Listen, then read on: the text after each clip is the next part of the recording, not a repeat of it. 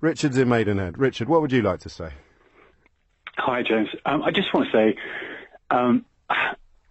I agree with you to a point, and I think any reasonable person knows that most Muslims have absolutely no part in this, and that, you know, it is a real a fundamental and a very, very minority group who are doing this. But I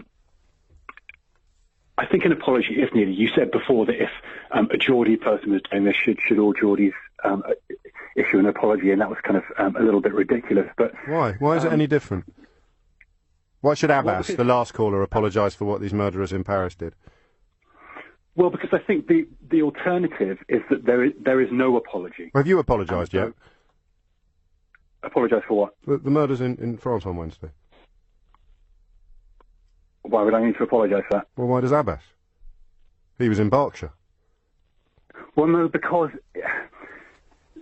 they're doing it in the name of Islam. If something was done... Not his Islam.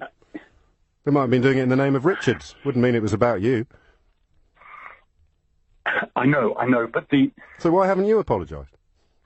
You can do it now if you want. No, there has to be some... These people are committing acts of terror in the name of Islam. Not in the name of his Islam. I know, I do understand that. So if I went and blew somebody up now and said I'm doing it in the name of Richards everywhere, you would feel you had to apologise? If that wasn't a shoe bomber called Richard Reed, have you apologised for him yet? You're making it a bit ridiculous. No, you are.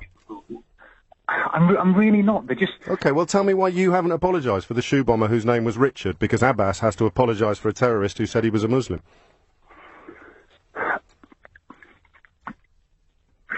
Take all the time you want, mate.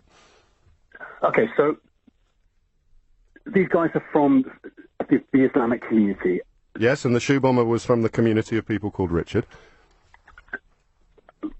We need to feel some sense that there's some action in the Islamic community. But I don't trust people called Richard anymore, so when are you going to apologise?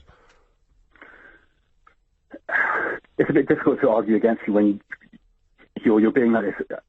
I'm just trying to make a point that these people are from the Islamic community, and there needs to be a sense that... What does that even mean? Well, what does the Islamic community mean? You don't understand what Islam is, what the Islamic community is. Well, I know that Sunni and Shia kill each other every single day in this country on a scale that is nowhere close to what happened in France. So what do you mean by the community? You think they're on the same side, do you, those people killing each other in Syria at the moment? No. So what's the Islamic community?